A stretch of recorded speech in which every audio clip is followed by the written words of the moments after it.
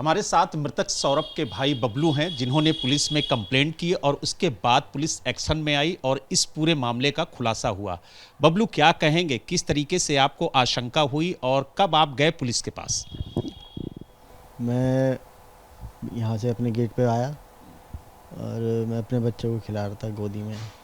तो हमारे पड़ोसी आया मेरे पास भाग के कि ऐसे ऐसे सौरभ राजपूत का जो है वो मर्डर हो गया, देखो वो तुम्हारा भाई तो नहीं है।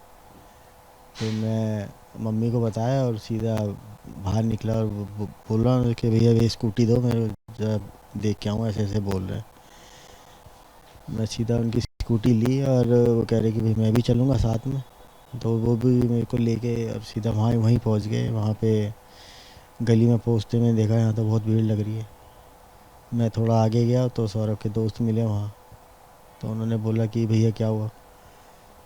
मैंने बोलिए यहाँ पे क्या हुआ। तो वो कह रहे कि भैया तुम्हें नहीं पता। मैंने कहा नहीं। मैंने कहा, उन्होंने बोला कि भाई सौरभ को जो है ऐसे ऐसे मर्डर हो गया उसका, ऐसे परेशान। मेरे को तो वहाँ पे समझ में नहीं आ रहा था मैं क्या करूँ। मेरे पैर वैर काँपने लगे, मैं ऐसे लग रहा था जैसे पैर हवा में उड़ रही हूँ करके, और चक्कर सा आने लगा मेरे को।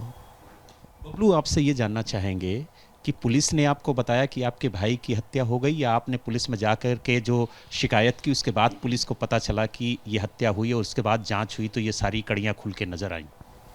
नहीं, मैं जब वहाँ पर गया हूँ, वहाँ पे जब देखा है तो सब मेरे को मैंने बताया कि मैं भाई हूँ। जो वहाँ पे जाके जो पुलिस थी उन्होंने बोला कि अब हम आप जो है हमारे साथ थाने आ जाओ। तो उन्होंने सब ने मिल के फिर रिपोर्ट वगैरह कराई है। फिर रिपोर्ट कराने के बाद वो फिर से वापसी उन दोनों को क्राइम सीन पे लेके गए हैं, और फिर अंदर क्या हुआ वो हमारे को तो अंदर जाने नहीं दिया। वो जो दोबारा से जो भी होता होगा प्रोसेस करके फिर उसको दोबारा से लेके वापसी गए। फिर वो जो बॉडी के लिए हम पीएम ऑफिस गए, वहाँ पर वहाँ रात 11 बजे तक रुके। फिर रात में बोला उन्होंने कि अब सुबह आना हमसे, मतलब ड्रम जो खुला नहीं है। तो हम वहाँ से वापसी आ गए। अच्छा, क्या पुलिस ने बताया आपको कि पुलिस को कैसे जानकारी हुई? पुलिस ने तो ये बताया कि उसकी मम्मी आई थी साथ में लेके, कि ऐसे ऐसे सौरभ को इन्होंने और इनके बॉयफ्रेंड ने मार दिया है, इस तरह से बता रही थी वो तो। तो आपकी जो शिकायत थी उसमें फिर हत्या का मामला क्यों नहीं दर्ज हुआ? किसकी हत्या? का वो हत्या मर्डर का ही केस है तो, और किस चीज़ का है ये? नहीं, जो धाराएं लगाई गई हैं वो उस तरीके की धाराएं नहीं लगाई गई जो 302 या और है, वो तो जांच के बाद अब आगे बढ़ेंगी। नहीं, मैंने तो यही बोला था कि भाई मेरे भाई का मर्डर हुआ है, तो जो सख्त से सख्त तो वो लिखिए आप। मेरे सामने तो लिखी गई थी, मैंने पढ़ी भी नहीं। अब मैंने तो यही बोला था कि भाई मेरे भाई का जो मर्डर हुआ है वो उस हिसाब से लिखिए आप। और जो साथ में हमारी गली में उन्होंने लिखी थी, मैंने बोला भी था कि हमारे को दे दो और हम दूसरी मतलब लिखवाएंगे। तो उन्होंने बोला ये ऑनलाइन चढ़ गई है और यही रहेगी अब। अच्छा, आप ये बताइए, क्या इससे पहले आपको कभी आशंका हुई थी कि आपके भाई की हत्या हो सकती है, या कोई ऐसा विवाद निकल के सामने आया था? डर लगता था कि हाँ अब ये जा रहा है ऐसे ऐसे, पहले भी भाग चुकी है। ये नहीं पता था कि ये ऐसा काम कर देगी। पहले भी रह चुकी है ये। भाई इतना टाइम हो गया जब से रह रही है, इतनी लड़की भी बड़ी हो गई है। इतना अंदाज़ा नहीं था कि ये ऐसा काम कर देगी। कब भागी थी ये? ये 2022 में भागी थी।